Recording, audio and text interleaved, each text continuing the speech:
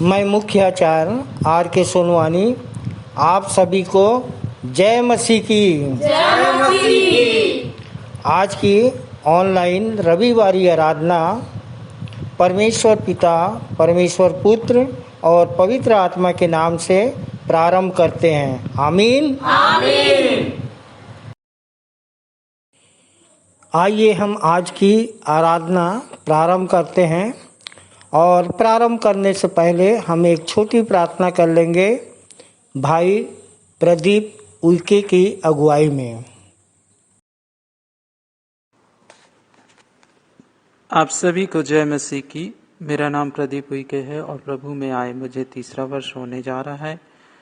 और जैसे मुझे आर्थिक परेशानी थी, दुख कलेश था, यहीं की दुआ प्रार्थना से मैं भला चंगा पाया जाता हूँ।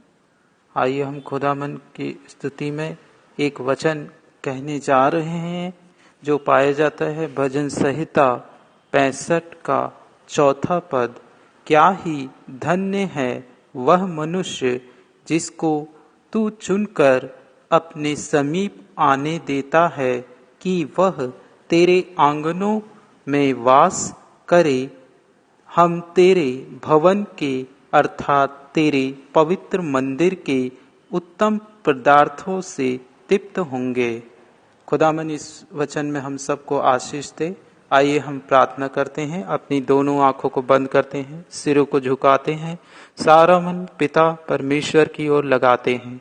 आकाश और पृथ्वी के कर्ता हमारे सृजनहार प्रभु जी, बड़े ही धन्यवाद के साथ में इस विश्राम के दिन में प्यारे पिता परमेश्वर हम आपको धन्यवाद देते हैं प्यारे पिता परमेश्वर कि तूने हमें रात भर सुखदाई मीठी नींद दी और दिन का सुंदर प्रकाश दिखलाया। हम मर नहीं गए, मिट नहीं गए, आपकी दया करुणा का प्रतिफल है कि हम सब दास भक्तों की संगति में निरंतर पाए जाते हैं। पिता परमेश्वर हम धन्यवाद देते हैं प्यारे पिता परमेश्वर कि बीते सप्ताह तूने हमें संभाले रखा, खतरों मुसीबतों से दुख परेशानी से बचाए रखा। प्रभु जी हम आपका धन्यवाद करते हैं प्यारे पिता परमेश्वर।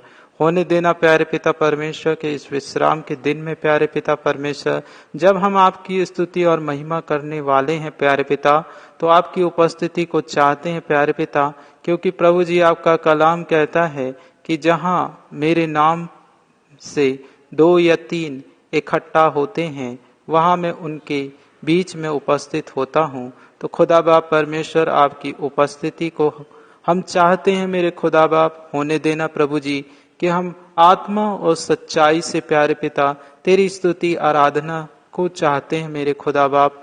होने देना प्यारे पिता परमेश्वर कि आज जो भी हम गीत गाएं प्यारे पिता, जो भी वचन कहा जाए प्यारे पिता, तेरे दास भक्तों की संगति में जब भी हम रहें प्यारे पिता, तो होने देना प्रभु जी कि हम सब की प्रभु आप सुधि लेना मेरे खुदा बाप परमेश्वर।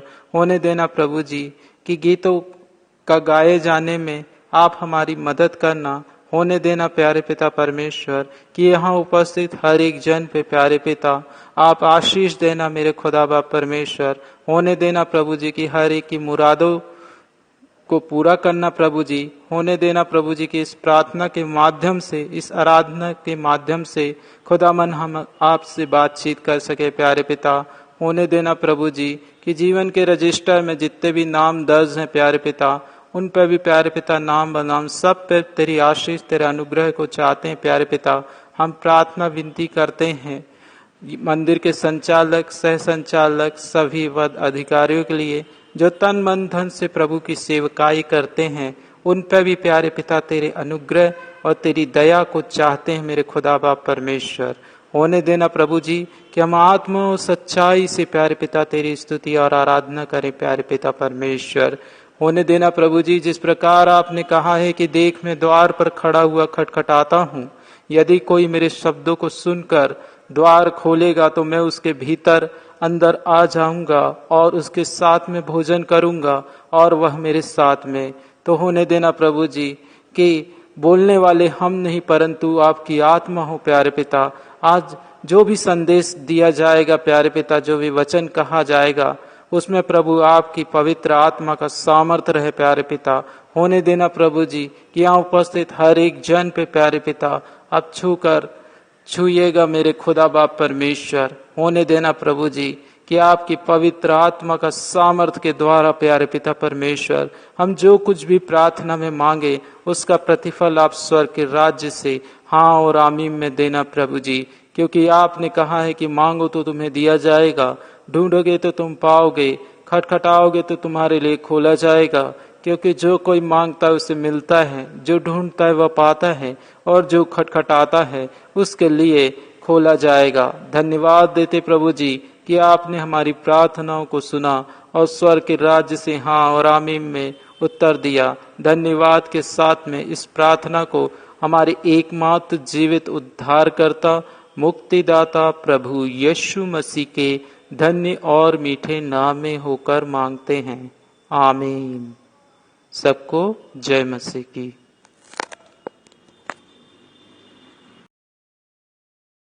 आइए प्रभु की महिमा में हम गीत गा लेंगे। पहला गीत गाएंगे स्तुति के गीत से 251 नंबर, आज का दिन यहोवा ने बनाया है, हम उसमें आनंदित हो।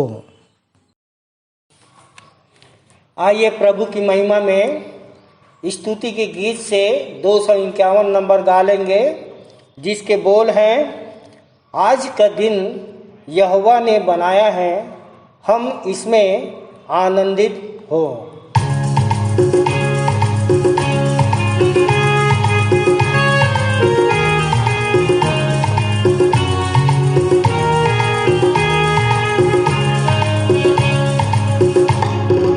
आज का दिन यहोवा ने बनाया है, हम इसमें आनंदित हो, आनंदित हो। आज का दिन यहोवा ने बनाया है, हम इसमें आनंदित हो, आनंदित हो। प्रभु को महिमा मिले, चाहे हो मेरा अपमान, महिमा मिले, चाहे हो मेरा अपमान। वह बढ़े मैं घटूं, रहे किसी का ध्यान। वह बढ़े मैं घटूं, रहे किसी का ध्यान। आज का दिन यहोवा ने बनाया है, इसमें आनंदित हो, आनंदित हो। आज का दिन यहोवा ने बनाया है, हम इसमें आनंदित हो, आनंदित हो।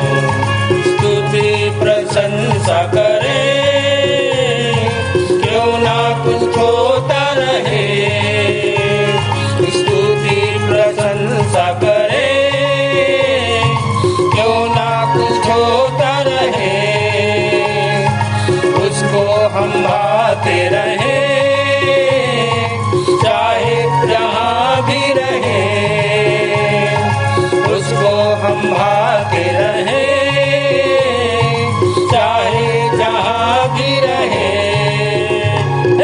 आज का दिन यहोवा ने बनाया है, हम इसमें आनंदित हो, आनंदित हो।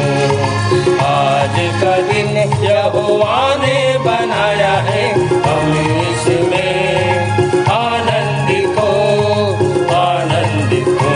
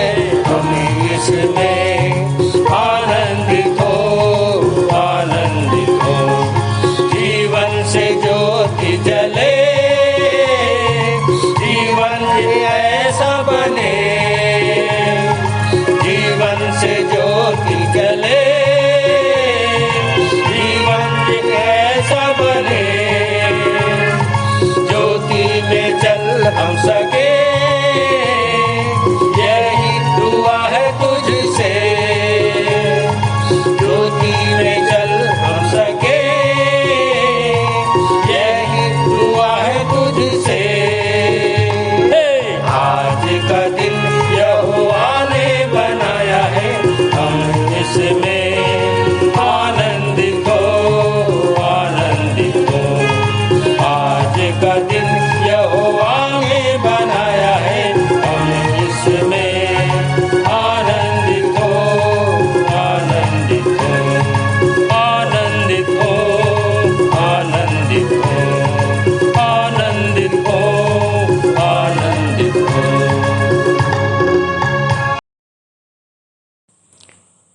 दूसरा गीत गा लेंगे स्तुति के गीत से 16 नंबर। आवाज़ उठाएंगे हम साज बजाएंगे, है यीशु महान अपना हम गीत सुनाएंगे। आइए प्रभु की महिमा में हम एक गीत गा लेंगे स्तुति के गीत से 16 नंबर। आवाज़ उठाएंगे हम साज बजाएंगे, है यीशु महान अपना यह गीत सुनाएंगे।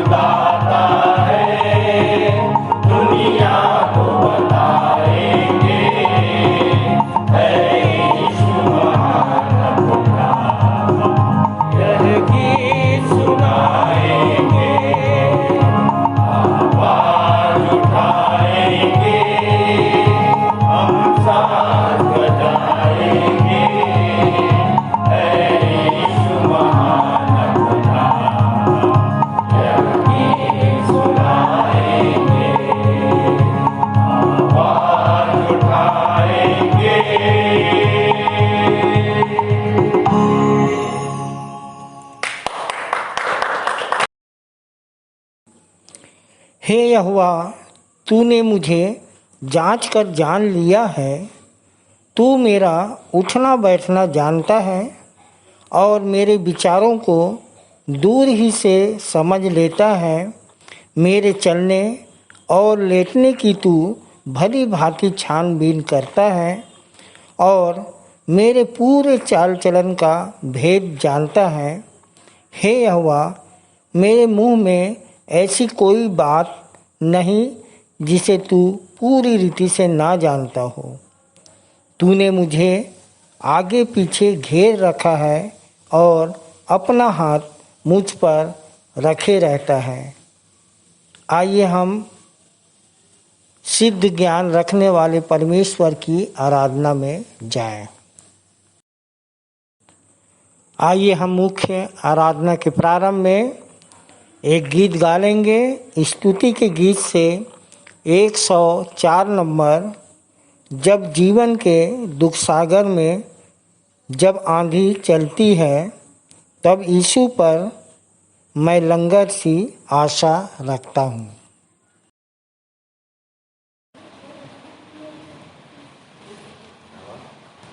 आवा हम सबको भाई बहनी मिलजुल के गीत गा लेंगे। स्तुति की पुस्तक से 104 नंबर के गीत लगाएंगे। जब जीवन के दुख सागर में आंधी चलती है, तब यीशु पर मैं लंगर सी आशा रखता हूँ। जब जीवन में दुख सागर में आंधी चलती है, यीशु पर मैं लंगर सी आशा रखता हूँ। इच्छा और विपत्ति की लहरें आती हैं, तब उसे शांति मैं पाता हूँ। मैं मेरा आधार साहस न छोड़ूंगा, वो है मेरा आधार कभी न डरूंगा। वो है मेरा आधार मेरा शक्तिमान, यीशु है वो सनातन की चट्टान।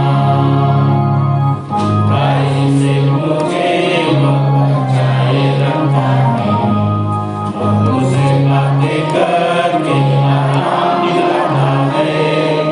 वो प्रदर्शन मेरा उस पर मेरा विश्वास, सबका सहारा दिए वो रहता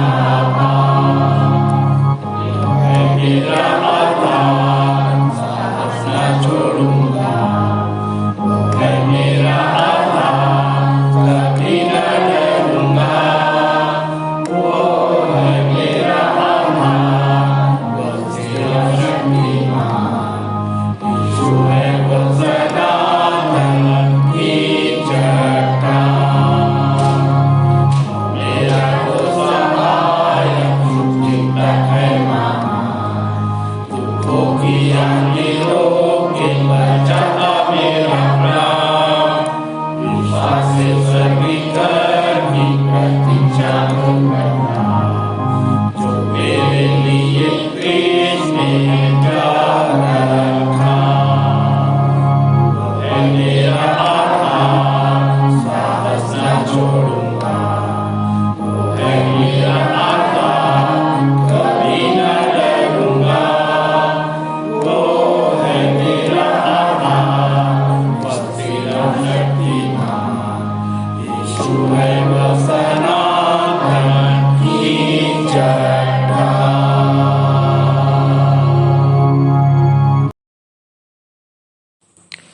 आइए हम सब उत्तरवादी की रीति से पढ़ने के लिए निकाल लेंगे।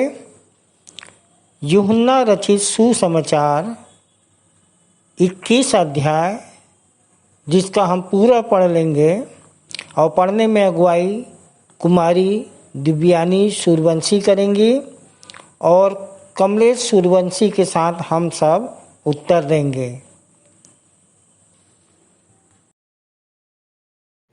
आप सबको जय मसीह की। मेरा नाम दिव्यानी सूर्यवंशी है और मैं गनियारी से आती हूँ। मुझे मंदिर आते हुए 6 वर्ष हो गए हैं। आप सबको जय मसीह की। मेरा नाम कमलेश सूर्यवंशी है और मैं गनियारी से आता हूँ। मुझे मंदिर आते हुए 5 वर्ष हो गए हैं। आइए उत्तरवादी पाठ पढ़ने के लिए निकाल लेंगे यूहन्ना रचित सुसमाचार उसका 21वां अध्याय 1 से अंतिम पद तक। पहला पद मैं पढ़ूंगी, दूसरा पद आप भाई के साथ पढ़ लीजिएगा। इन बातों के बाद यीशु ने अपने आप को तिबिरियास झील के किनारे चेलों पर प्रकट किया और इसी रीति से प्रकट किया। समौन पतरस और थोमा जो दिदुमुस कहलाता है और गलील के काना नगर का नतनएल और जब्दी के पुत्र और उसके चेलों में से 2 और जन इकट्ठे थे। समौन पतरस ने उससे कहा, मैं मछली पकड़ने जा रहा हूँ।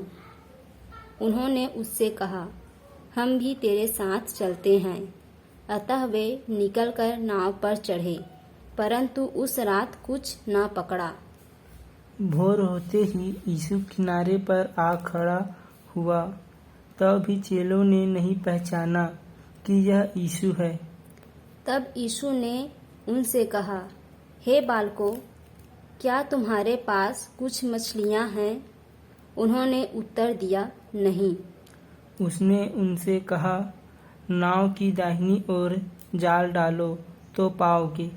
अतः उन्होंने जाल डाला और अब मछलियों की बहुतायत के कारण उसे खींच न सके। तब उस चेले ने जिससे यीशु प्रेम रखता था पतरस से कहा, यह तो प्रभु है। समौन पतरस ने यह सुनकर कि वह प्रभु है, कमर में अंगरखा कस लिया, क्योंकि वह नंगा था, और झील में कूद पड़ा। परंतु दूसरे चेले डोंगी पर मछलियों से भरा हुआ जाल खींचते हुए आए, क्योंकि वे किनारे से अधिक दूर नहीं, पर कोई 200 हाथ पर थे। जब वे किनारे पर उतरे तो उन्होंने कोयले की आग और उस पर मछली रखी हुई और रोटी देखी। यीशु ने उनसे कहा, जो मछलियां तुमने अभी पकड़ी है उनमें से कुछ लाओ। तो समौन पतरस ने डोंगी पर चढ़कर 153 बड़ी मछलियों से भरा हुआ जाल किनारे पर खींचा, और इतनी मछलियां होने पर भी जाल न फटा। यीशु ने उनसे कहा, आओ भोजन करो। चेलों में से किसी को साहस न हुआ कि उससे पूछे, तू कौन है? क्योंकि वे जानते थे कि यह प्रभु ही है। यीशु आया और रोटी लेकर उन्हें दी, और वैसे ही मछली भी। यह तीसरी बार है कि यीशु मरे हुओं में से जी उठने के बाद चेलों को दिखाई दिया।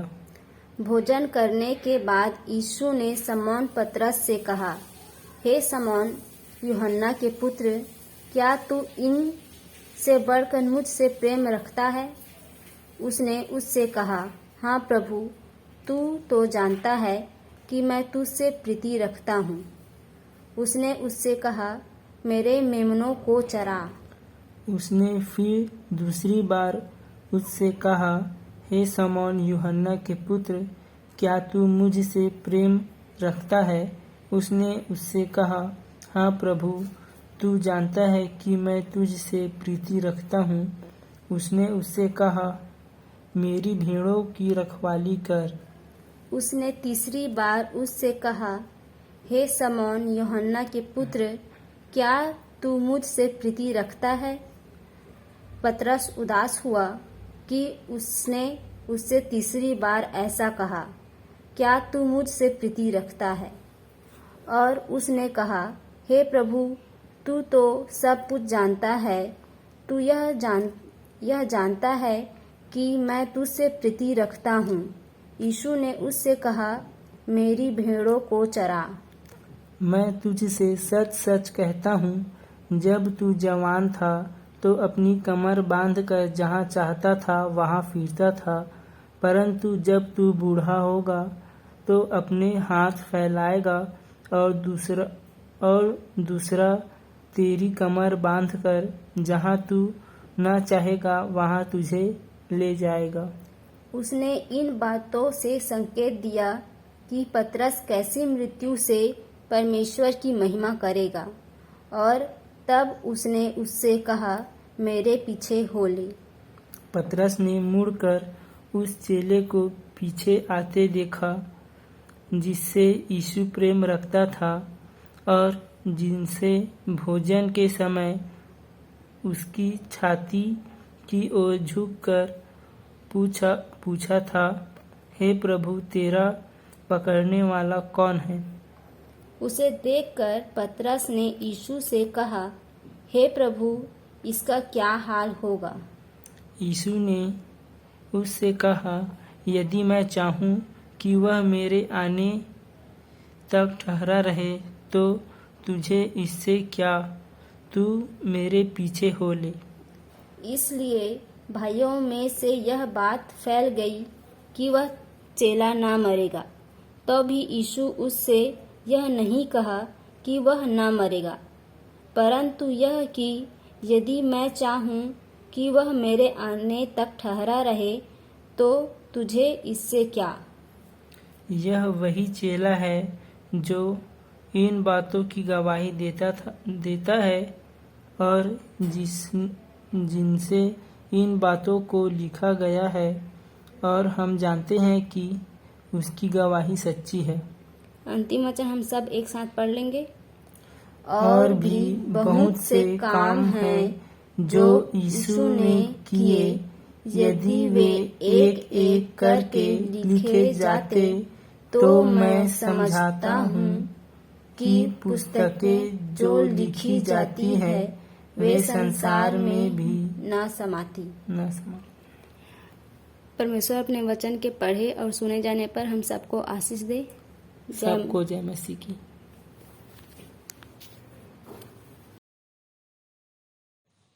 आइए हम विश्वास वचन बोलें। मैं सर्वशक्तिमान पिता पर स्वर्ग और पृथ्वी के सृजनहार परमेश्वर पर विश्वास रखता हूँ।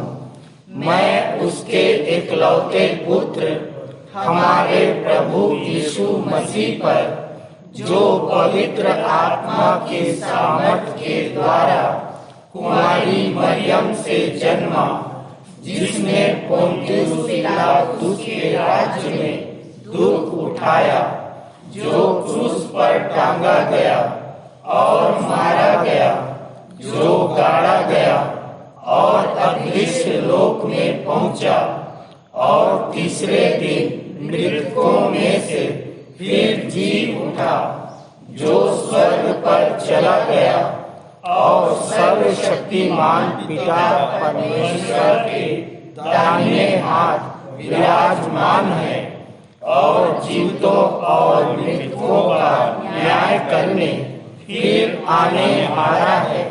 विश्वास रखता हूँ मैं पवित्र आत्मा पर, पवित्र सार्व कलीसिया पर, संतों की संगति पर, देह के पुनरुत्थान पर, पापों की क्षमा पर और अनंत जीवन पर विश्वास रखता हूँ। आमीन। इस समय हम सामान्य सामाजिक एवं पारिवारिक कलीसियाई प्रार्थना में जाएंगे और प्रार्थना में अगुवाई श्रीमती जूही नेहा जलाल जी करेंगे। आप सबों को जय मसीह की। मेरा नाम श्रीमती जूही नेहालाल जलाल है। आइए हम सब प्रार्थना में जाएं, कुछ समय परमेश्वर की ओर लगाएं। अपने अपने हाथों को जोड़ लें, सिरों को झुका लें, आँखों को बंद कर लें और अपना ध्यान परमेश्वर की ओर लगाएं। महान अनुग्रहकारी सामर्थ्य पिता परमेश्वर, इस प्रातःकाल के समय आपके चरणों के करीब आते हैं पिता। आपको लाखों लाख धन्यवाद देते हैं जीवन के तमाम उत्तम आशीषों के लिए जो आपने हमें दी है पिता। आपने हमें भला चंगा स्वस्थ रखा, जीवितों के बीच में रखा और ये सुअवसर प्रदान किया पिता परमेश्वर कि इस विश्रामवार के दिन पिता हम सब एकत्रित होके आपके नाम की महिमा और स्तुति करने पाते हैं पिता। विनती और प्रार्थना करते हैं पिता परमेश्वर कि जितने भी लोग यहाँ उपस्थित हैं पिता, उन सबों को आपकी विशेष आशीष और अनुग्रह मिलने वाला हो सके पिता परमेश्वर। आपकी बड़ी दया के द्वारा पिता परमेश्वर हम सब यहाँ पे उपस्थित होने पाए हैं पिता। जो लोग अपने घरों में हैं पिता परमेश्वर, उन्हें भी ऐसा मन देना कि वो आ सकें पिता परमेश्वर और इस संगति को प्राप्त करने वाले हो सकें पिता। विनती और प्रार्थना है पिता, जो लोग रास्ते में हैं और यहाँ आ रहे हैं पिता, उन्हें भी आप सुरक्षित यहाँ तक पहुँचाना पिता परमेश्वर। विशेष प्रार्थना करते हैं पिता परमेश्वर, अब तक आपने हमें संभाला है पिता, इसलिए हम आपको धन्यवाद देते हैं और विनती और प्रार्थना करते हैं पिता परमेश्वर कि आने वाले दिनों में भी आप हमारे रक्षक और मददगार होइए। जिस तरह से अभी तक आपने हमें आत्मिक उन्नति में आगे बढ़ाया है पिता परमेश्वर, उसी तरह से आगे भी आप हमारी शारीरिक और मानसिक और आत्मिक उन्नति करते जाएं पिता परमेश्वर, ताकि हम सब एकजुट होकर पिता परमेश्वर आपके नाम की महिमा स्तुति कर सकें और आपके नाम को ऊंचा उठाने वाले हो सके पिता। विशेष धन्यवाद देती हूँ पिता परमेश्वर, आपने हमें ये विश्वासी मंदिर दिया है पिता, जहाँ पर हम सब एक साथ बैठ सकते हैं पिता, बिना किसी अवरोध के पिता परमेश्वर आपकी महिमा और स्तुति कर सकते हैं पिता परमेश्वर। इसलिए हम आपको लाखों लाख धन्यवाद देते हैं।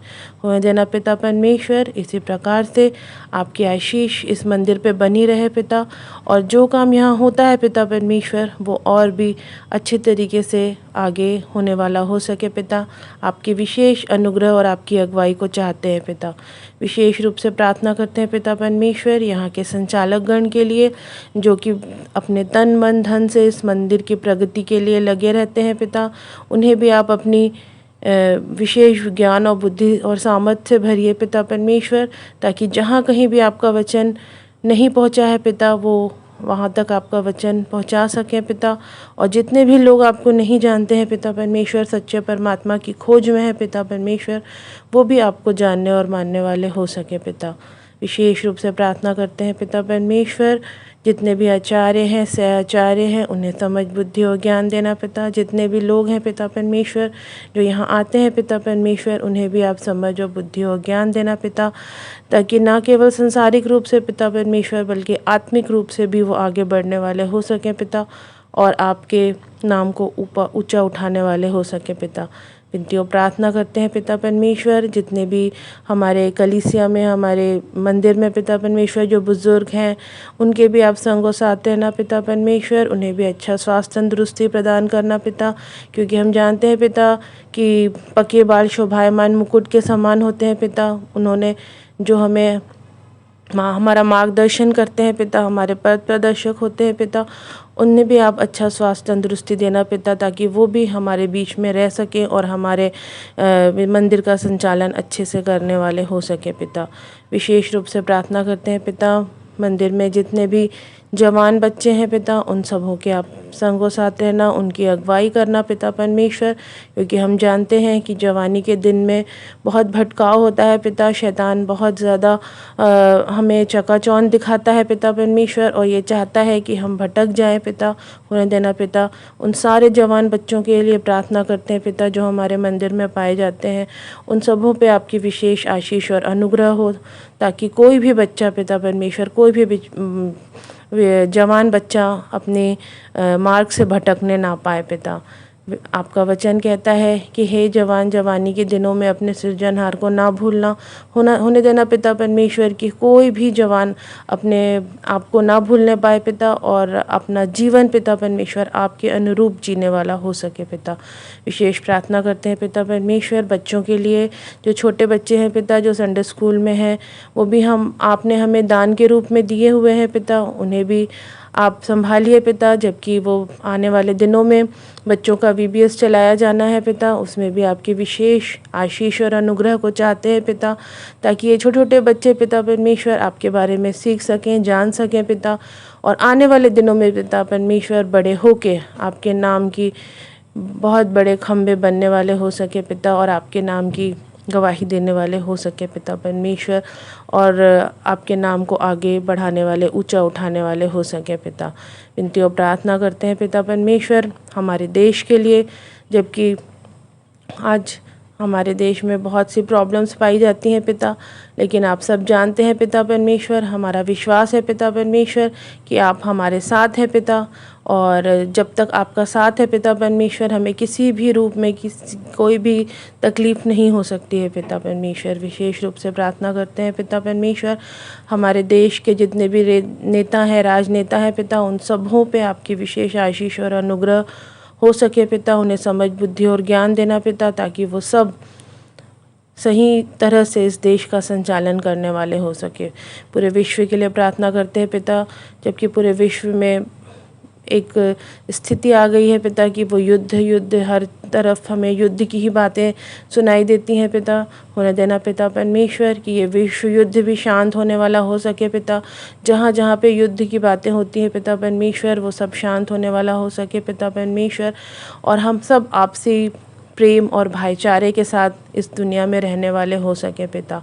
विनती और प्रार्थना है पिता परमेश्वर, आपकी दया, आपका अनुग्रह निरंतर हमारे जीवन में, हमारे देश में, हमारे समाज में, हमारे हर एक जन के साथ पिता परमेश्वर बना रहे पिता।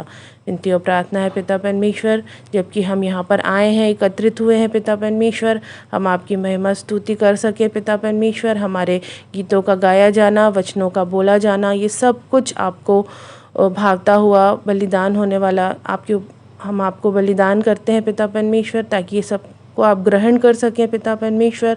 और होने देना पिता परमेश्वर जो भी लोग यहाँ वचन बोलते हैं और जिनके भी द्वारा वचन का प्रचार किया जाता है पिता, उन सबों को पिता परमेश्वर आप विशेष आशीष देना पिता। प्रार्थना करते हैं पिता परमेश्वर कि जितने भी लोग आते हैं यहाँ सुनते हैं पिता, हम सब यहाँ पे सिर्फ सुनने वाले ना हो सकें पिता परमेश्वर, बल्कि हम उसको समझ सकें, जान सकें और उस वचन के अनुसार अपना जीवन जीने वाले हो सके पिता परमेश्वर। और क्या मांगो पिता, मांगने से पहले आप हमारी सारी आवश्यकताओं को जानते हैं और उसे पूरा करते हैं पिता परमेश्वर। इसलिए आगे की आराधना को आपके हाथों में समर्पित करते हुए और सारी बातों में सारा आदर, गौरव और महिमा आपको देते हुए इस छोटी सी दुआ को आपके बेटे प्रभु यीशु मसीह के धन्य और पवित्र नाम से मांग लेते हैं, आमीन। ये समय है संदेश का। हम संदेश सुन लेंगे अपने सहायक सह आचार्य श्रीमती नसीम सिरवास के द्वारा, जिनका विषय है जीवित यीशु को अपने जीवन से कैसे करें पेश। जीवित यीशु को अपने जीवन से कैसे करें पेश जब संसार दे रहा है हमें क्लेश। यूहन्ना 16:33 पर इनका संदेश आधारित है। आप सबको जय मसीह की। मेरा नाम नसीम श्रीवास है। विश्वासी मंदिर आए मुझे 15 वर्ष हो गए हैं। मुझे आज वचन दिया गया है बोलने के लिए। मेरा विषय है जीवित यीशु को अपने जीवन से कैसे करे पेश जब संसार दे रहा है क्लेश। वचन कहता है तेरे घर के लोग ही तेरे बैरी होंगे, पर आनंदित और मगन रहना। प्रियो, हमारा विश्वास ही है जो हमें क्लेश से लड़ना, मसीही जीवन जीना सिखाता है। जितना मजबूत हमारा विश्वास होगा उतना ही हमारा जीवन मसीह को पेश होगा, वरना हम दूसरों की बातों में ही फंसे रह जाते हैं। प्रियो, यीशु को अपना कहना जैसे कांटों की राहों में चलना।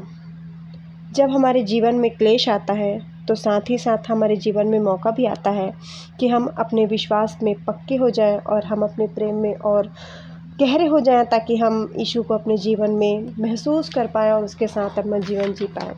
उदाहरण के लिए जैसे कि सोने को जितने ही आग में तपाया जाता है उसकी खूबसूरती उतनी ही बढ़ती है और उसको गहनों के रूप में ढाला जाता है। वैसे ही हम भी हैं। यीशु ने हमसे प्रेम किया है और वो हमें निखारने के लिए आग में तपाता है ताकि हम पक्के हो जाएं। तो प्रियो, क्लेश से डरना नहीं है, क्योंकि यीशु ने संसार को जीत लिया है। इन्हीं सब चीज़ों को लेके मैंने छोटी सी कविता लिखी है, कृपया समाप्त फरमाएं। कहते हैं हम हर दिन हर पल यीशु के पास आने का प्रयास करते हैं। हम हर दिन हर पल यीशु के पास आने का प्रयास, ये संसारिक रिश्ते कर देते हैं हमें उदास। ये कहते हैं कि तुम और तुम्हारा विश्वास है छोटा और तुम्हारा मन भी है खोटा। ये हर दिन हमें साबित कराते हैं, ये हर दिन हमें साबित कराते हैं कि तुम्हारा रास्ता है गलत, तभी तो हम संसार से हो गए हैं अलग। ये हमें हर दिन बताते हैं कि तुम्हारा रास्ता है अलग, तभी तो तुम इस संसार से हो गए हो अलग। और कहते हैं जो रखता नहीं अपनों का मान, जो रखता नहीं है अपनों का मान, उसे कैसे मिलेगा स्वर्ग में स्थान। पर प्रियो, इन बातों से हमें नहीं होना है उदास, क्योंकि यीशु को है दुखी टूटे मन वालों की तलाश। प्रियो, इन बातों से हमें नहीं होना है उदास, क्योंकि प्रभु यीशु को है दुखी टूटे मन वालों की तलाश। हमारा ये जीवन आत्मा के फलों से होना चाहिए भरा, चाहे लोग कहें हमें मरा। हमारा ये जीवन आत्मा के फलों से होना चाहिए भरा, चाहे लोग कहें हमें मरा। यीशु भी हमारे कारण मर गया ताकि हम उसी की तरह शरीर से अमर हो जाएं। यीशु भी हमारे कारण मर गया ताकि हम उसी की तरह शरीर से हो जाएं अमर। हमारा हल्का सा क्लेश हमें अनंत जीवन दिलाता है, हमारा हल्का सा क्लेश हमें अनंत जीवन दिलाता है। इसलिए तो हमें क्लेशों में जीना भाता है। बीमारी दुख चिंता से है हमारी जान पहचान, बीमारी दुख और चिंता से है हमारी जान पहचान, क्योंकि मसीह जिंदा है, यह है हमारा मान। परमेश्वर अपने वचन के पढ़े और सुने जाने पर हम सबों को आशीष दे। आप सभी को जय मसीह की। बहुत ही सुंदर संदेश के लिए बहन नसीम को और उनके पूरे परिवार को प्रभु बहुतायत की आशीष दे। तालियां।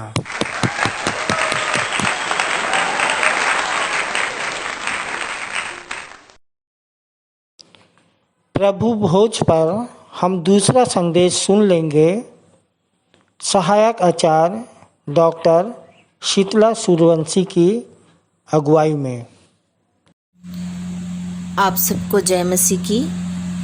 मेरा नाम सहायक आचार्य डॉक्टर शीतला सूर्यवंशी है और प्रभु में आए मुझे 14 वर्ष हो गए। आज प्रभु भोज संचालन का अवसर मिला है। मैं अपने अगुओं का और परमेश्वर पिता का धन्यवाद करती हूँ। इससे पहले कि हम प्रभु भोज में शामिल हों, हम ये जानें कि परमेश्वर ने आखिर हमारे लिए इतना त्याग क्यों किया, अपना बेटा क्यों दिया। इब्रानियों 2:6 कहता है, मनुष्य क्या ही है कि तू उसकी सुधि लेता है, या मनुष्य का पुत्र क्या है कि तू उसकी चिंता करता है। मनुष्य की कीमत। मैं एक कहानी के माध्यम से आपको कुछ बताना चाहती हूँ कि मनुष्य की कीमत। एक लोहार था और उसके एक लोहे की दुकान थी और उसका एक छोटा सा बेटा था। उसका बेटा रोज़ दुकान आता और लोहे की दुकान में उसकी मदद करता था। एक दिन उसने अपने पिता से पूछा, पिताजी, इस दुनिया में मनुष्य की कीमत क्या है? अपने छोटे से बच्चे के इस सवाल से पिताजी हैरान रह गए। वे सोचने लगे कि आखिर इस बालक को ऐसा सवाल क्यों किया। पिताजी ने बेटे को कहा कि बेटा, किसी भी मनुष्य की कीमत को आंकना बहुत ही मुश्किल होता है, क्योंकि उसकी कीमत अनमोल होती है। बेटे ने पूछा, कैसे पिताजी? अगर मनुष्य की कीमत अनमोल होती है तो फिर कोई अमीर, कोई गरीब, कोई छोटा, कोई बड़ा, कोई किसी का रिस्पेक्ट करता है, कोई नहीं करता। तो किसी को ज़्यादा या किसी को कम क्यों दिया जाता है? पिताजी ने अपने बेटे को समझाने के लिए कहा, बेटा, स्टोर रूम से एक लोहे का टुकड़ा लेकर आओ। जैसा पिता ने कहा था, बेटा ने वैसा ही किया। पिता ने उससे पूछा कि बताओ, इस लोहे के टुकड़े की कीमत क्या होगी? उसने कहा, पिताजी 500 रुपये। पिताजी ने उससे पूछा, यदि मैं इस लोहे के टुकड़े के छोटे छोटे कील बना दूं तो उसकी कीमत क्या होगी? उसने कहा, पिताजी 1500 रुपये। फिर पिताजी ने कहा, बेटा, यदि मैं इसके छोटे छोटे स्प्रिंग बना दूं तो इसकी कीमत क्या होगी? उसने कहा, पिताजी, इसकी कीमत 2500 रुपये होगी। पिताजी ने कहा कि बेटा, जैसे जैसे इसके टुकड़े होते जाते हैं वैसे इसकी कीमत बढ़ती जाती है, वैसे ही मनुष्य की कीमत भी बढ़ती चली जाती है। मनुष्य की कीमत भी उसमें नहीं होती कि वो क्या है, बल्कि उसमें होती है कि अपने आप को क्या बना सकता है। आज हम अपने आप को क्या बना रहे हैं? एक मनुष्य अर्थात प्रभु यीशु मसीह हमारे लिए इस दुनिया में आए और उसने अपने शरीर की कैसे हमारे खातिर छलनी हुआ, टुकड़े टुकड़े हुए, और देखिए आज उसकी कीमत क्या है कि आज हमको वो उद्धार दिला रहा है और आज उसकी कीमत के आज कोई नहीं है। किस प्रकार से उसने हमारे लिए अपने शरीर के टुकड़े टुकड़े कर दिए, अपने लहू को बहा दिया ताकि हम अनंत जीवन को प्राप्त कर सके। आज हम भी किस प्रकार से अपनी कीमत बढ़ा रहे हैं, हमारे विचार कैसे हैं, हम क्या कर रहे हैं। इन्हीं बातों को मैंने छोटे से कविता लिखने का प्रयास किया है। कृपया समात फरमाएं। प्रभु की बियारी, क्या लेने योग्य है हमारी तैयारी? प्रभु की बियारी, क्या लेने योग्य है हमारी तैयारी? यह नहीं है वह भोज जिसे हम खाते हैं रोज, कि रहे संसारिकता की बोझ। यह नहीं है वह भोज जिसे हम खाते हैं रोज, कि रहे संसारिकता का बोझ, पर यह तो है प्रभु भोज जिसे हम खाकर करते हैं स्वर्ग राज्य की खोज। यह नहीं है साधारण, क्योंकि इसी से तो टूटा है शैतान का गढ़। बार बार करते हैं रोटी व दाखरस का उपभोग, बार बार करते हैं रोटी व दाखरस का उपभोग, कि काम न करे हम पर आत्मिकता का रोग, कि काम न करे हम पर कोई भी आत्मिक रोग। आज भी यीशु का रक्त क्रूस से बह रहा है, आज भी यीशु का रक्त क्रूस से बह रहा है और हमसे यह कह रहा है कि किया है मैंने इस संसार के ईश्वर से युद्ध, किया है मैंने इस संसार के ईश्वर से युद्ध, कि तुम्हारा मन रहे हमेशा शुद्ध। प्रियो, हम अपने ही विचारों से क्रूस की कथा को व्यर्थ ठहराते हैं व्यर्थ।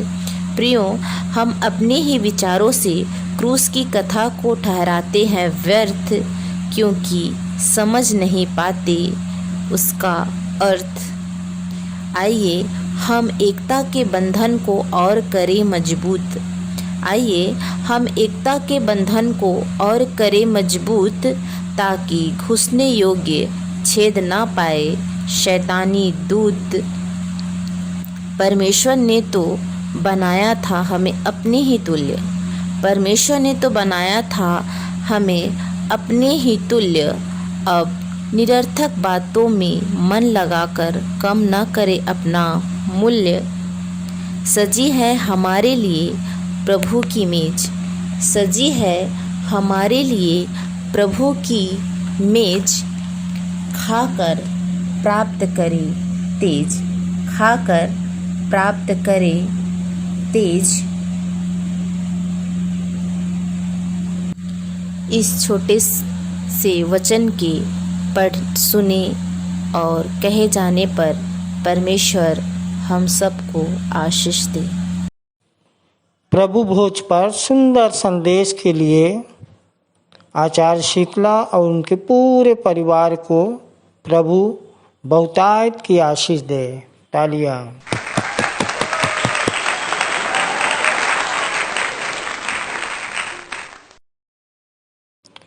ये समय है भेंट का। हम अपनी अपनी भेंटों को परमेश्वर के निकट लाएंगे और परमेश्वर की महिमा में हम गीत गा लेंगे। स्तुति के गीत से 86 नंबर, यीशु तुझको सब मैं देता। इसके पश्चात भेंट की प्रार्थना में अगुवाई करेंगे भाई सहायक सह आचार्य राजेंद्र गंगावने।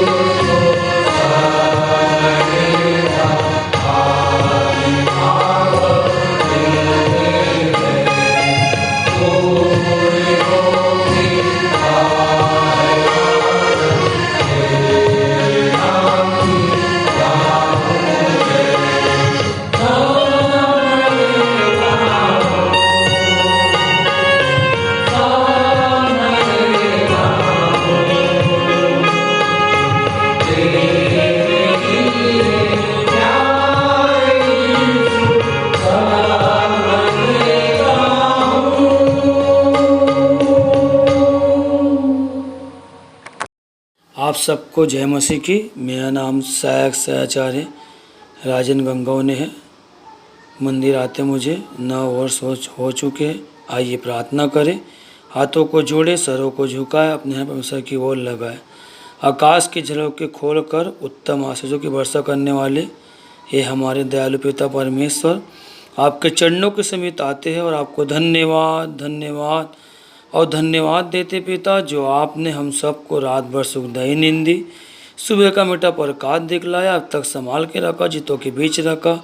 हम मर मिटने के आपके महाकरुणा का फल है, उसके धन्यवाद देते। तो उसे प्रार्थना करते पिता, सप्ताह भर जो आपने आशीष दी, उसी आशीष में कुछ अंश पिता आपके चरणों के समीप लाते, इसे बड़े दया से ग्रहण कीजिए पिता। ये अंश पिता आपके बढ़ते की राज में आत्मा बचाने मंदिर के कार्य में खर्च हो सके, और जिस छोटे बड़े हाथों ने दिए उनके काम धंधों पर, आय के सोते पर, परिवारों पर आपकी आशीष देना। कोई बात की घटी कमी उनके जीवन में ना होते, उनके पूरे परिवार पर आपके आशीष हमेशा बने रह सके। प्रार्थना कर जितने हम घर में रख छोड़ा है पिता, उस पर भी आशीष देना, उस पर बुद्धि देना कि अच्छे कामों के लिए खर्च कर सके।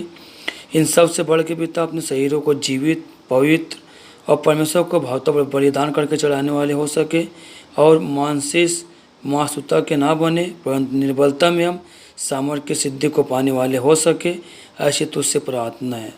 धन्यवाद देते पिता, आपने ही प्रार्थना को सुना, हाँ और आमीन में जवाब दिया। उसी धन्यवाद के साथ छोटी सी विनती उद्धारकर्ता प्रभु यीशु मसीह के नाम से मांगते हैं, आमीन।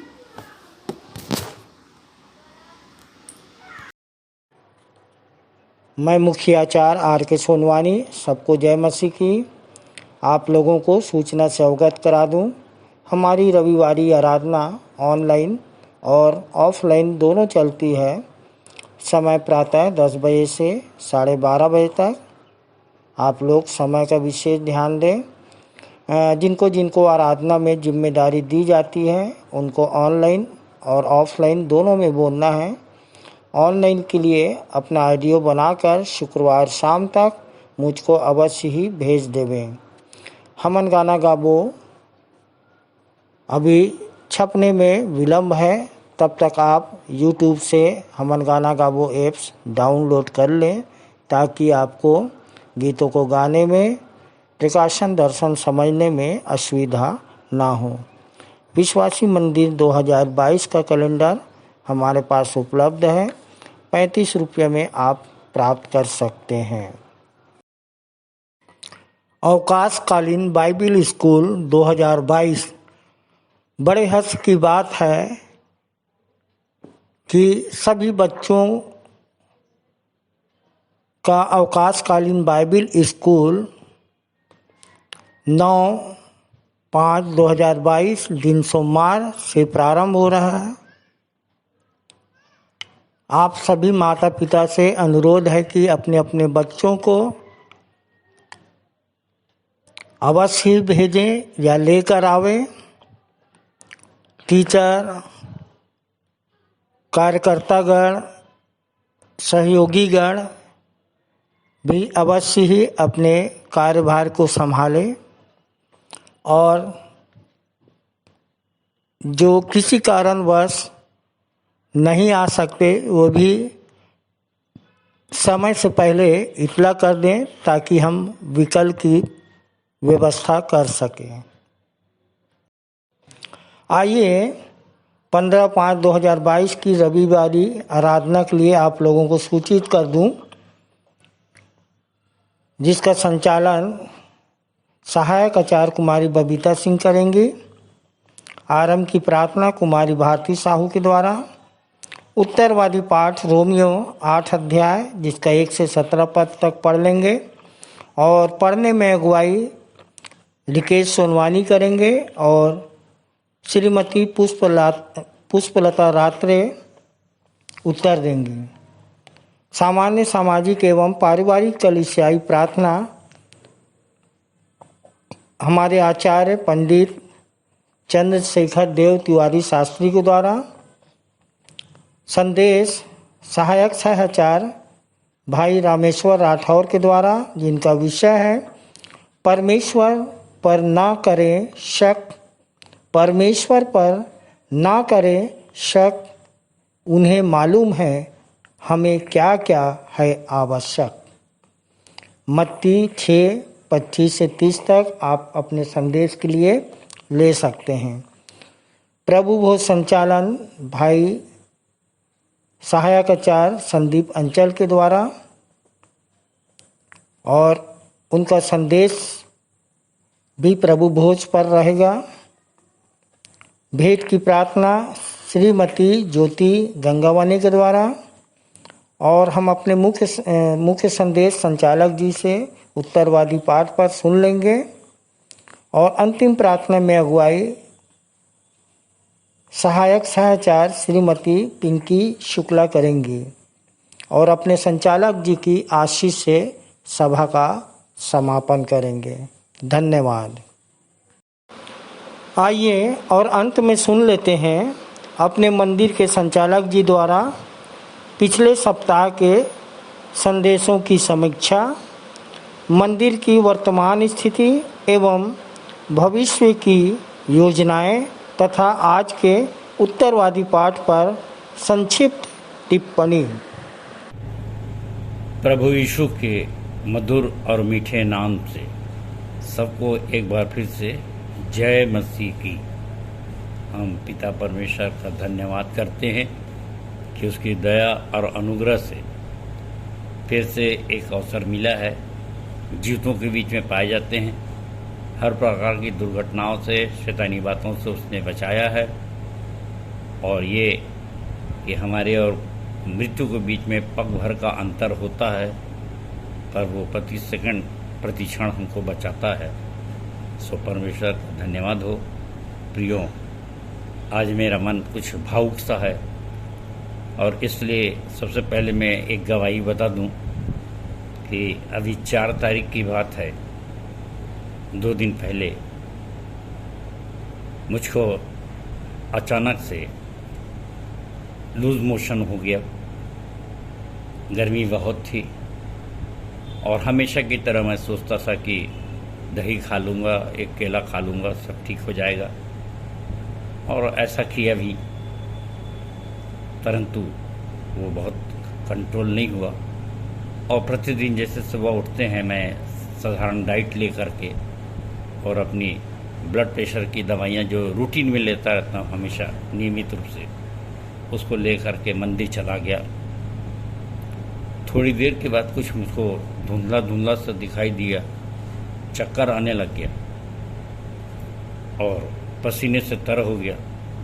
मुझको लगा कुछ गड़बड़ हो रहा है, और उसके पश्चात बहुत जल्दी में मुझको लाया गया।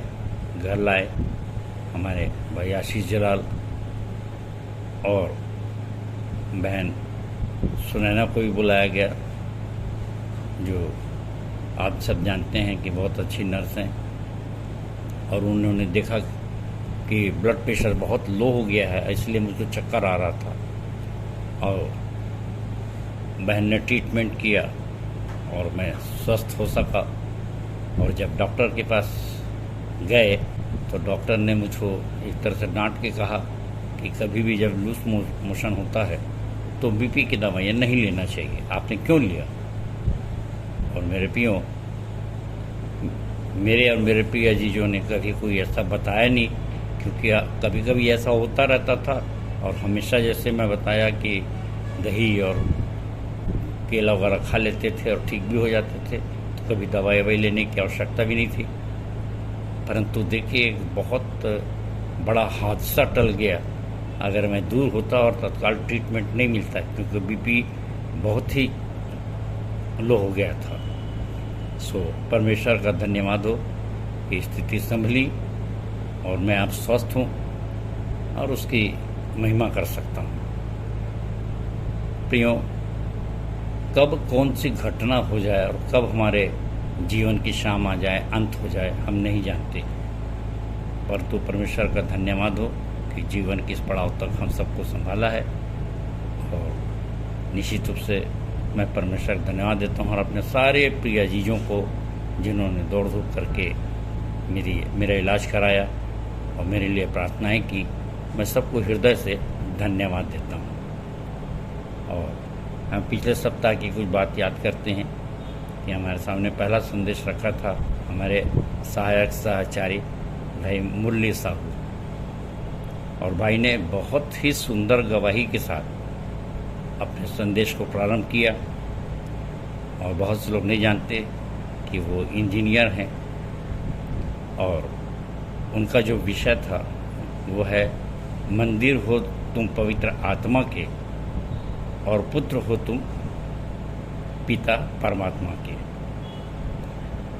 प्रियो, इनकी गवाही में आपने देखा कि पूरा परिवार प्रभु में समर्पित है, और जितने भी हमारे गाने होते हैं बहुत अच्छा वो कैशियो बजाते हैं, और पूरे परिवार को इनके समाज से बाहर कर दिए हैं, पर इनको कोई भी उससे शिकवा गिला नहीं है, आनंदित रहते हैं। और बहुत सुंदर संदेश भाई ने दिया। लोगों ने मुझको फ़ोन करके तारीफ की, और भाई ने बताया कि कैसे हम पुत्र बनते हैं परमेश्वर के। और भाई ने बताया कि नून ने कैसे वेदी बनाया, अब्राहम ने वेदी बनाया, मूसा ने वेदी बनवाया, और दाऊद मंदिर बनाने का मन में ठाना तो था, परंतु उसको ये स्वर्ण अवसर नहीं मिल सका।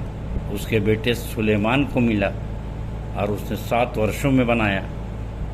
और सुलेमान भी कैसा ठोकर खाया और मूर्ति पूजक हो गया, और यीशु मसीह को कहना पड़ा मत्ती 24:1-2 में कि पत्थर पर पत्थर भी ना छूटेगा जो ढाया ना जाएगा। प्रेरितों के काम 7:24 और 1 कुरिन्थियों 3:16 जो हमारे गुरु मंत्र में है। कितनी अच्छी बात है कि तुम परमेश्वर के मंदिर हो। अब जब मंदिर ही तुम हो तो निश्चित रूप से वेदी भी तुम हो। और चिंता मत करिए, 1 कुरिन्थियों 3:6, न तो कोई बोने वाला है और न कोई सींचने वाला, परमेश्वर ही सब कुछ है जो बढ़ाने वाला है, और वो आपको बढ़ाएगा। उसने हमको लेपालकपन की आत्मा दी है, दासत्व की आत्मा नहीं दी है, रोमी 8:15 से। मेरे प्रियो, 1 यूहन्ना 1:12 तुम्हें संतान होने का अधिकार दिया है। तो कितनी अच्छी बात भाई ने बताया कि हम परमेश्वर के वेदी हैं, और किसी और पर भरोसा ना करें, अपने आप को जांचें और परखें। 2 कुरिन्थियों 13:5 कि तुम्हें मसीह का मन है कि नहीं, और अपने आप को चढ़ाएं अपनी वेदी में। आप स्वयं वेदी हैं। और जैसे रोमी 12 ने लिखाया है 1-2 कि अपने आप को जीवित, पवित्र और परमेश्वर को भावता हुआ बलिदान करके चढ़ाओ। हम बहुत धन्यवाद देते हैं भाई मुरली साहू का इस शानदार संदेश के लिए। परमेश्वर आपको बहुतायत की आशीष दे। इसके पश्चात हमने दूसरा संदेश सुना बहन हमारी सहायक आचार्य प्रतिभा शेष से। बहन ने प्रभु भोज पर बहुत ही सुंदर बातें कही, और उसको मैं कहना चाहता हूँ कि हमको बार बार प्रभु भोज लेने की ज़रूरत क्यों पड़ती है। हर हफ्ते हम प्रभु भोज लेना चाहते हैं, और आवश्यक भी है, क्योंकि बार बार हमें खून की कमी हो जाती है, खून गंदा हो जाता है, और इसीलिए ब्लड को जांच करके चढ़ाया जाता है। अगर आप कभी बीमार पड़ जाए, ब्लड कम हो जाए, तो आपका जैसा ब्लड ग्रुप रहेगा वैसा आपको चढ़ाया जाता है। तो इसके अतः इस प्रभु भोज को उचित रीति से ही ले, नहीं तो हानिकारक हो जाती है जैसे लिखाया है। इसलिए तुम्हें बहुत बीमार हैं, तुम्हारी विचारधारा अपवित्र न हो, और एक चित होकर प्रभु भोज में शामिल हो। बहन को भी सुंदर संदेश के लिए बहुत बहुत धन्यवाद। इसके पश्चात मेरे प्रियो मेरे संदेश के विषय में अपनाते हैं। और प्रियो, मेरा जो संदेश था वो प्रेरितों के काम 2:1-21 पे था, और पिछले सप्ताह से 2 सप्ताहों से अपन इस बात पर चर्चा कर रहे हैं कि मृत्यु के बाद जी उठने के पश्चात, पुनरुत्थान के पश्चात यीशु मसीह क्या क्या कर रहे हैं, कैसे कैसे दिखाई दे रहे हैं। और पहला अपन ने देखा था प्रेतों के काम 1:26 में कि उसने अपने आप को पक्के प्रमाणों के साथ जीवित दिखाया।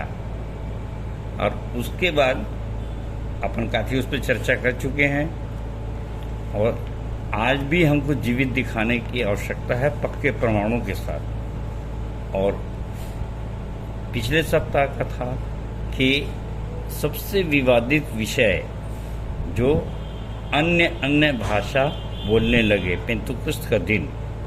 और जैसे कि मैंने बताया था कि पेंतुकुस्त का दिन गेहूं की फसल कटने का दिन था। ये यहूदियों के लिए एक पर्व है जो पुनरुत्थान दिवस से 50 दिन बाद मनाया जाता है। यह कलीसिया प्रारंभ होने को भी चिन्हित करता है। निर्गमन 23:16 और ले व्यवस्था 23:16 ये सब में डिटेल आप पढ़ सकते हैं। और मैंने बताया था कि अगर पर्व मनाना था, आज के समय में हम कौन सा पर्व मना रहे हैं। और कितनी अच्छी बात निकली कि वो हमको प्रतिदिन जय के उत्सव में लिए फरता है। और जबकि जय के उत्सव में जाना है तो प्रतिदिन मरना भी आवश्यक है। और इसके लिए मैंने बताया कि इतनी समस्याएं, लोग पीड़ित हैं, दुखित हैं, डूब रहे हैं। और यदि पड़ोसी के प्रेम के विषय में कहा जाए तो उधारी लेकर भी हमको मदद करना है। दयावंत सिमरोनी बनना है, लूका 10:27। और यहीं पर आदमी फेल होता है। पूरी बाइबिल जान जाता है, याजक बन जाता है, लेवी बन जाता है, प्रचारक बन जाता है, परंतु जहाँ प्राण लगाकर आगे बढ़ने वाली बात आती है, मदद करने वाली बात होती है, दयावंत सिमरोनी बनने की बात होती है, बहुतेरे पीछे हो जाते हैं और इसलिए सिद्धि को नहीं प्राप्त कर पाती। हमने इसी प्रेतोपकाम 2 का 17 और 18 पद में ये देखा था कि अंत के दिनों में मैं अपनी आत्मा सब मनुष्यों में उंडेलूंगा। तुम्हारे दास दासी भी भविष्यवाणी करेंगे। यानी कितने अच्छे अच्छे पुरस्कार दिया। अब ये है कि कम से कम बने तो हम भी तो प्रेम करें पड़ोसी से, तब न जाके ये सब मिलेगा। और कितनी अच्छी बात थी कि इसमें जो कोई प्रभु का नाम लेगा वो उद्धार पाएगा। तो नाम लेगा का क्या मतलब है, किसका उद्धार होगा, कैसे नाम लें। और अगर इस पे चर्चा ना की जाए तो कौन कहेगा कि मैं प्रभु का नाम नहीं लेता हूँ। जितने ईसाई हैं, यीशु को मानने वाले हैं, मैं सोचता हूँ सभी प्रभु का नाम लेते होंगे। स्वप्न पियों, आज आवश्यकता है भविष्यवाणी करने की और प्रतिदिन जैसे बताया कि सेवा करते करते प्रतिदिन मरने की। तो ये प्रैक्टिस कैसे होगी और कैसे जानेंगे। और मैं तो इतना ही कहूँगा कि जो मेरे साथ बैठते हैं और जो समस्याएं आती हैं प्रतिदिन, वो वैसे चाहती है कि अपना सब कुछ बेच कर भी वही मदद करो। तो एक तरह से वो मौत के ही बराबर है। क्योंकि एक कहावत है, चमड़ी जाए तो जाए, दमड़ी ना जाए। और यहाँ दमड़ी से दमड़ी लगती है। तो कोई कितना करे, क्या करे, परंतु एक बहुत आश्चर्य कर्म होता है कि आपके पास जो थोड़ी सी दमड़ी होती है, हो सकता है कि आपके पास 5 रोटी और 2 मछली है और आपको 5000 को खिलाना है। तो याद रखिए, यीशु आज भी जिंदा है। अगर उसके हाथ में दे देंगे तो कभी कोई घटी नहीं होगी। इसलिए वचन कहता है कि जो छितरा भी देते हैं उनको कभी कोई घटी नहीं होती। संबंध में नीति वचन से 2 पद पढ़ रहा हूँ। एक तो नीति वचन 11:24, ऐसे हैं जो छितरा देते हैं तो भी उनकी बढ़ती ही होती है, और ऐसे भी हैं जो यथार्थ से कम देते हैं और इससे उनकी घटती ही होती है। ये सब आजमाने की चीज़ है। दूसरा वचन नीति वचन 19:17, जो कंगाल पर अनुग्रह करता है वह यहोवा को उधार देता है और वह अपने इस काम का प्रतिफल पाएगा। जब संदेश दे रहा हूँ तो एक सच्ची घटना भी बता दूँ कि अभी मुश्किल से 2 दिन हुआ नहीं, यही मैं बीमार भी था और हमारे एक आचार्य हैं भाई मनीराम क्यावर्त जी, बहुत अच्छा काम कर रहे थे, बहुत अच्छी दुकान चल रही थी, लेकिन अचानक कोरोना के संक्रमण के समय में काफ़ी माल लाए थे और दुकान बंद हो गई और बहुत उनको लंबा चौड़ा घाटा पड़ा और ऐसा हो गया बैंक लोन की किस्त नहीं पट रही थी और वो तो अब ऐसी स्थिति हैंड टू माउथ हो गए। बहुत प्यारे प्यारे बच्चे और उनको बहुत हेल्प की ज़रूरत थी।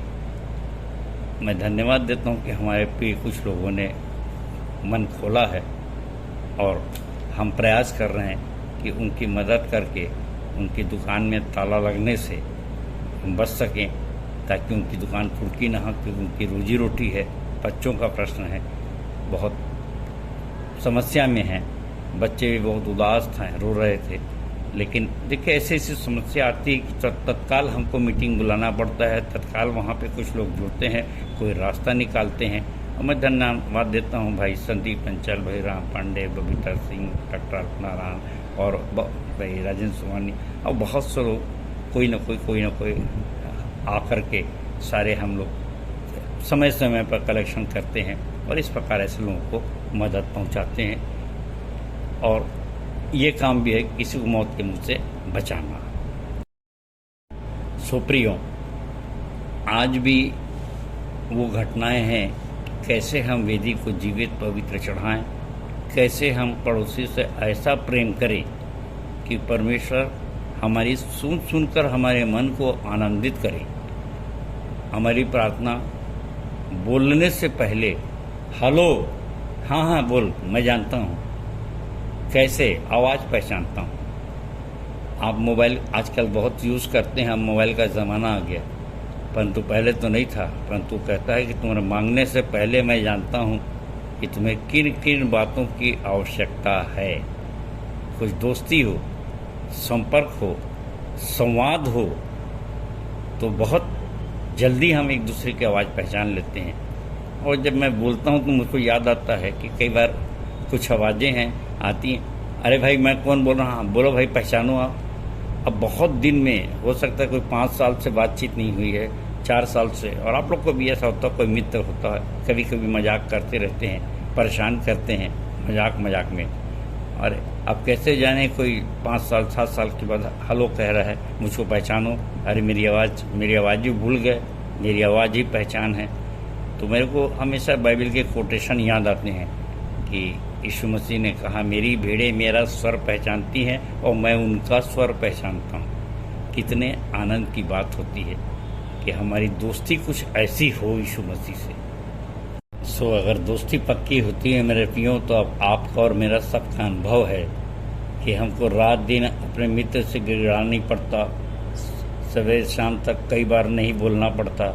अगर हमारा पक्का मित्र है, विश्वास और हम में एक दूसरे के प्रति है, हमारे संवाद है, तो सबसे ज़्यादा अच्छा ये होता है कि थोड़ी से बोले मुझको ज़रूरत है, और उसने बोला मैं तो पहले से तैयार करके रखा हूँ कि मैं जानता था, क्योंकि हमारा दोस्त तो अंतर्यामी है, उसका नाम यीशु है, और वो पहुँचाता है।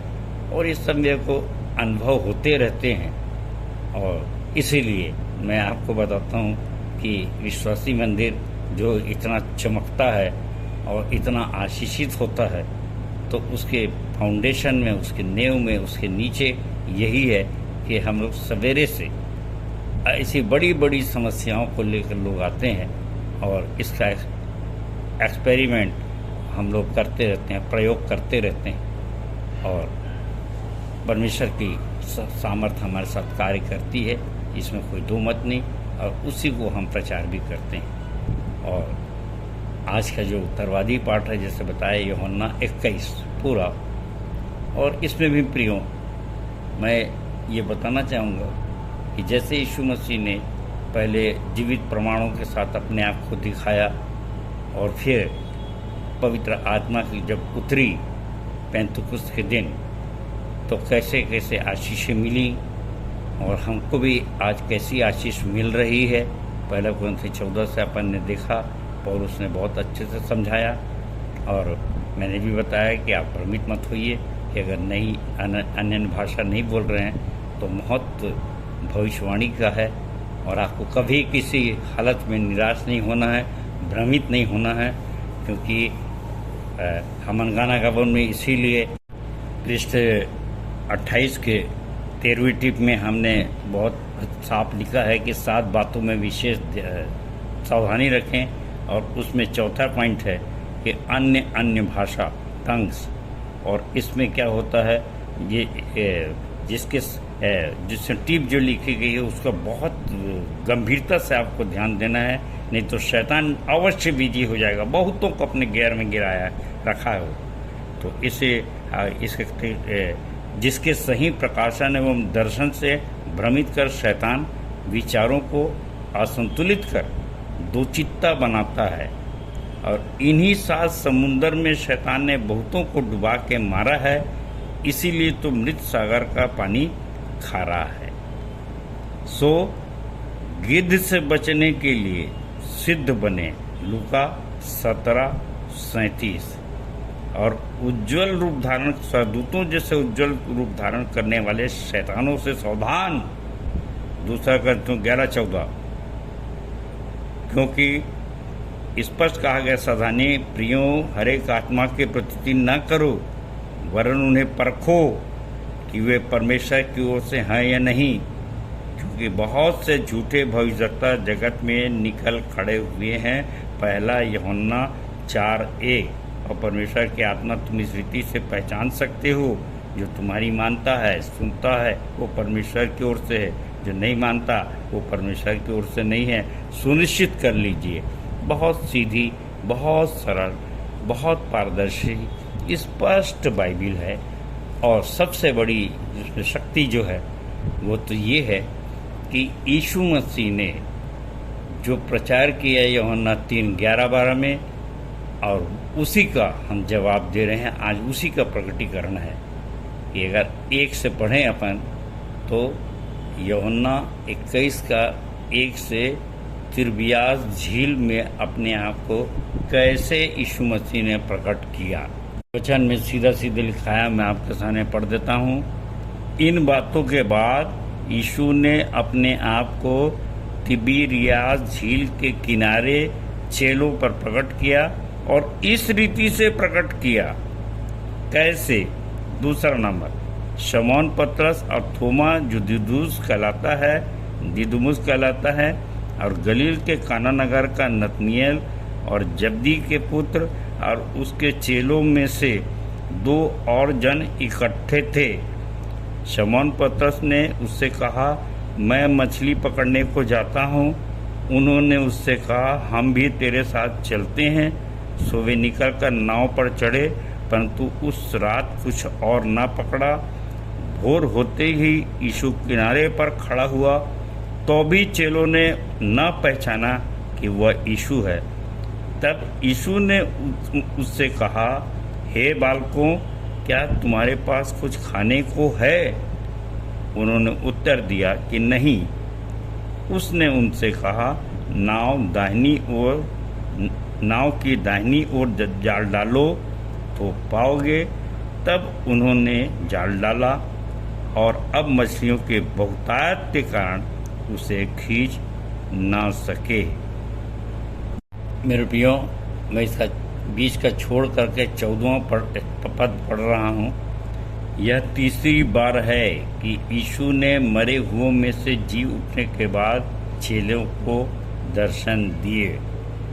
और यहाँ पर मैं ये बताना चाहता हूँ समय सीमा के अंतर्गत कि यीशु का जो कार्य था उससे पहचान हुई, उससे पतरस ने पहचाना, अरे ये तो प्रभु है। और दूसरी चीज़ 13वें पद में, और जब उसने रोटी दी उन्हें, तब जाके उन्होंने उसे पहचाना। सो मेरे प्रियो, रोटी तोड़कर देना कितनी महत्वपूर्ण बात है। पिछले दिनों में हमने बहन अर्चना दास से संदेश सुना था कि जब उसने रोटी तोड़ा तभी जाके उनकी आँख खुली, और रोटी वचन है। सो प्रियो, इस पाठ में यहाँ पर जितनों के सामने यीशु मसीह ने अपने आप को प्रकट किया, और जैसे लिखा है दूसरे पद में कि 2 और जन थे इकट्ठे, जिसका नाम नहीं बताया, परंतु यहाँ पर 7वें पद में कह रहा है कि इसलिए उस चेले ने जिससे यीशु प्रेम रखता था पतरस से कहा, यह तो प्रभु है। शमौन पतरस ने यह सुनकर कि प्रभु है, कमर में अंग रखा कस लिया, क्योंकि वह नंगा था, और झील में कूद पड़ा। देखिए क्या मज़ेदार संदेश है कि ऐसे समय में भी क्या यीशु मसीह नहीं हंसे होंगे, क्या नहीं मुस्कुराए होंगे, कैसा आनंद था इनके बीच में। मेरे प्रियो, बचपन में हम पद पढ़ते थे, बाइबल लिखा है यीशु रोया, और आज जो मैं अनुभव करता हूँ कि यीशु इस घटना में कितना हंसा होगा कि नहीं हंसा होगा। कभी मेरे से व्यक्तिगत बात होगी तो आप जरूर सोच के विचार करिएगा कि वो कितना आनंदित रहता था। और जिसके कान से पौलुस ने कहा, प्रभु में सदा आनंदित रहो, मैं फिर कहता हूँ आनंदित रहो। और ये सब इसलिए मैं याद करता हूँ कि हम लोग यहाँ पर हंसते बहुत हैं। मेरी तो खैर आदत ही है, कुछ न कुछ बात से मेरे संग जो बैठते हैं तो बिना हंसे मैं शायद जी नहीं सकता। और बाहर से कई बार मेरे जो विरोधी रहते हैं, आलोचना करने वाले, वे बोलते हैं कि गंभीर नहीं होते इन लोग, हंसते रहते हैं, एक ऐसा सुसमाचार प्रचार करते हैं। तो मैं यही कहता हूँ कि भाई इस घटना को देखो कि यीशु मसीह को तो मालूम है कि भाई वो कपड़ा नहीं पहना है, तो कम से कम उस समय उसके पास नहीं जाते, परंतु कितने हंसे होंगे जब वो हड़बड़ा के चढ़ा होगा। तो बड़ी मज़ेदार घटना है कि हम प्रभु में सदा आनंदित रहे, आनंद के साथ वचन को ग्रहण करिए और आगे बढ़िए। और ये बड़ी अच्छी बात है 6वें पद में कि मछलियों के बहुतायत के कारण पहले तो जाल फटे थे। जब यीशु ने चेलों का चुनाव किया था तब जाल फटे थे, लेकिन आज कितनी अच्छी बात है कि एक तेजस्वी देह के साथ, शक्तियों के साथ प्रभु आया कि आज जितने भी मछली आ जाए। किस धागे से उसने जाल बनाया, धागा तो वही था, परंतु आज फट नहीं पा रहा है। आश्चर्य में अंतर हो गया। एक और बस बात है कि सही जगह में दाहिनी ओर जाल डालो, अंग्रेजी में राइट साइड आया है। मेरे प्रियो, जो तुम्हारी बात ना माने उसके घर आगे बढ़ जाइए। वचन कहता है कि तू जिस घर में जाए तो बोलना कल्याण हो, और यदि वो योग्य होगा तो कल्याण ठहर जाएगा, नहीं होगा तो तेरा कल्याण वापस आ जाएगा। इसीलिए सही जगह में जाल डालिए, जाल ना फटेगा और ना ही कभी कोई हानि होगी, आराम से खींच सकेंगे आप। पश्चात 15, 16 और 17 पद में यीशु ने पूछा, और आज हमसे भी पूछता है, पतरस से पूछा था कि क्या तू मुझसे प्रेम करता है 3 बार। तो जब उसने हाँ कहा तो उसने कहा, मेरे मेमनों को चरा, भेड़ों की रखवाली कर और मेरी भेड़ों को चरा। मेरे प्रियो, आज यदि हम भी प्रेम करते हैं तो अपने सारे मन, अपने सारे प्राण, अपनी सारी बुद्धि और अपनी सारी शक्ति के साथ प्रेम करें और अपने चेलों को तन मन धन लगा करके बचाएं।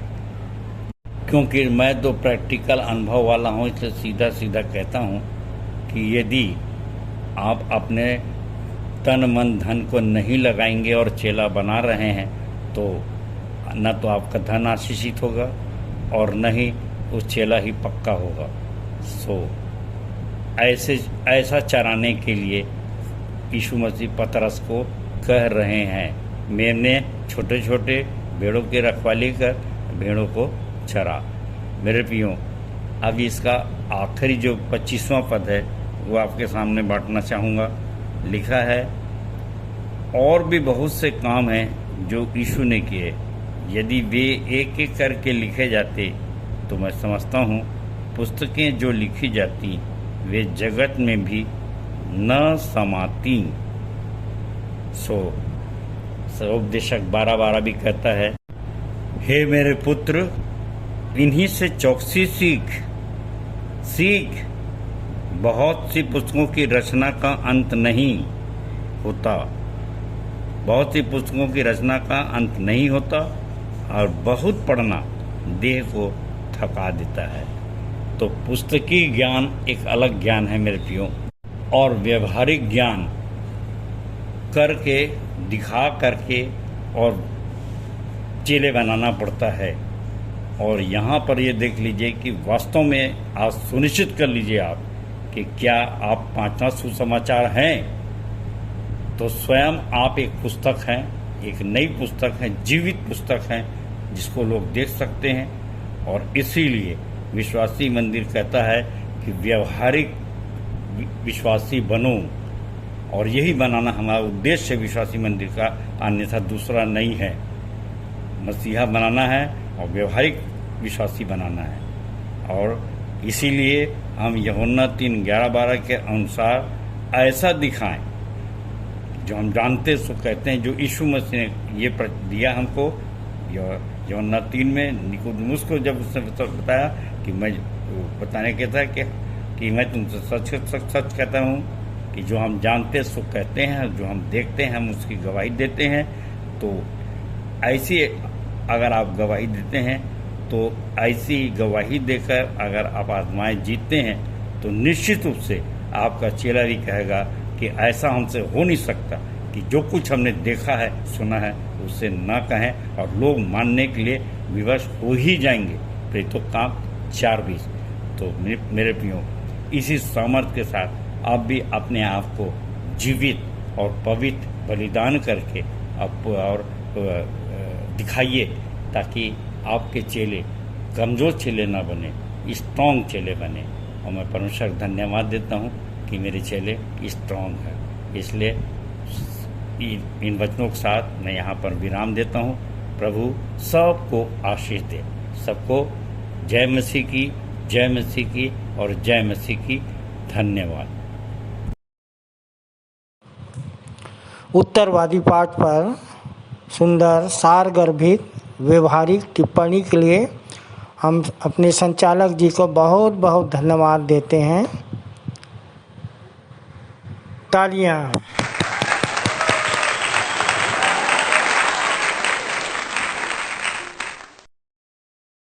हम अपनी आराधना के अंतिम चरण में हैं।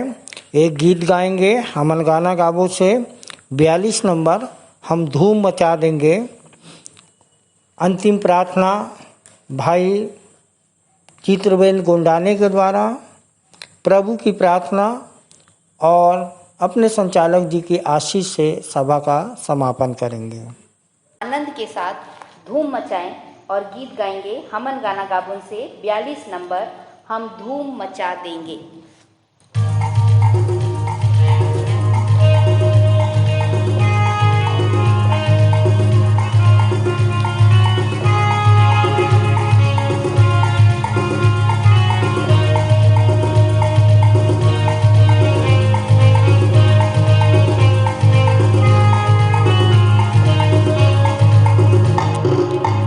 हम धूम मचा देंगे, हम धूम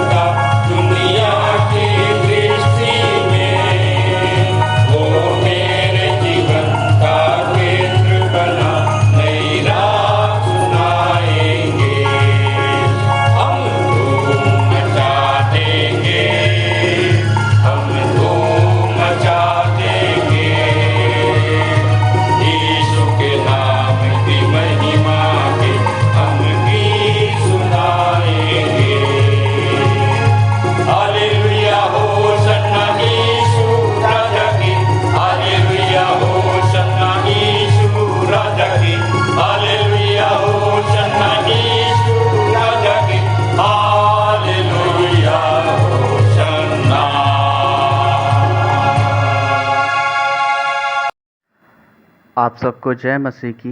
मैं चित्रवेन गुंडा ने प्रभु में आए हुए मुझे लगभग 9 वर्ष हो चुके हैं। मैं परमेश्वर पिता का धन्यवाद करता हूँ कि अंतिम प्रार्थना करने का मुझे अवसर मिला। आइए हाथों को जोड़ें, आँखों को बंद करें और अपना ध्यान पिता की ओर लगाएं। महान सामर्थी और दयालु परम पिता, सेनाओं के यहोवा, राजाओं के राजा, प्रभु यीशु मसीह के पवित्र नाम से आपके अनुग्रह के सिंहासन के निकट आते हैं पिता।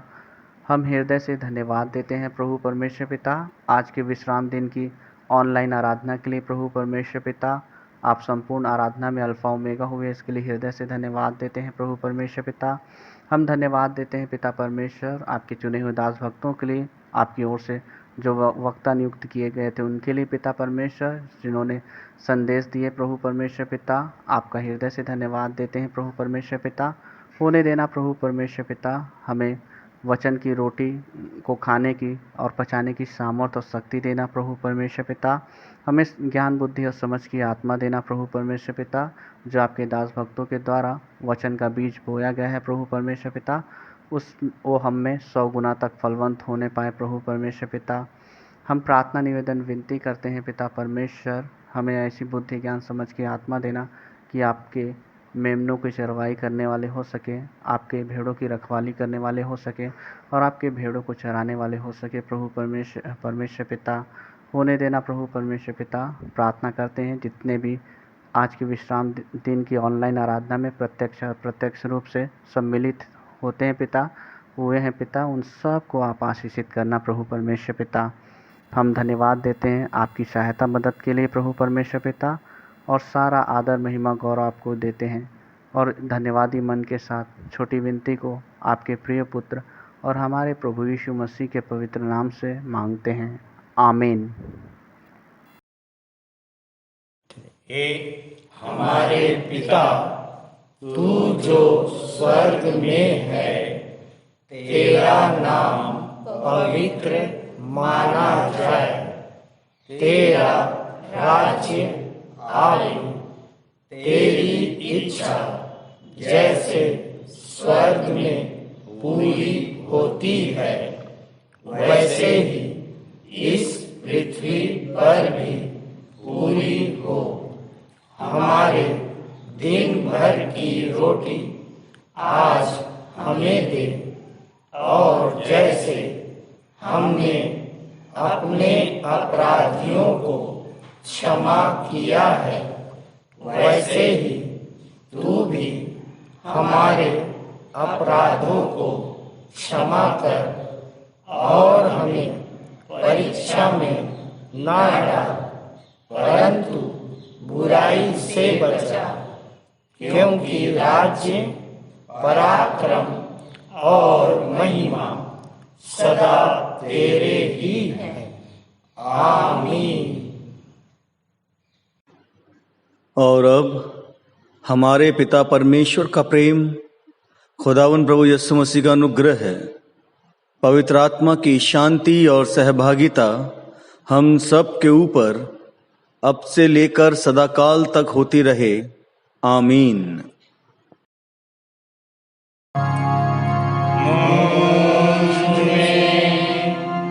यीशु की शोभा दिखाई,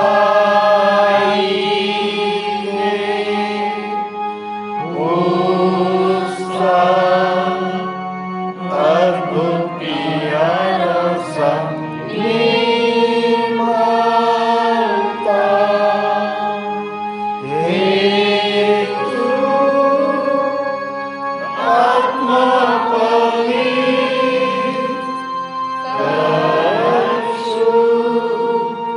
मेरा शरीर मुझ में यीशु की शोभा दिखाई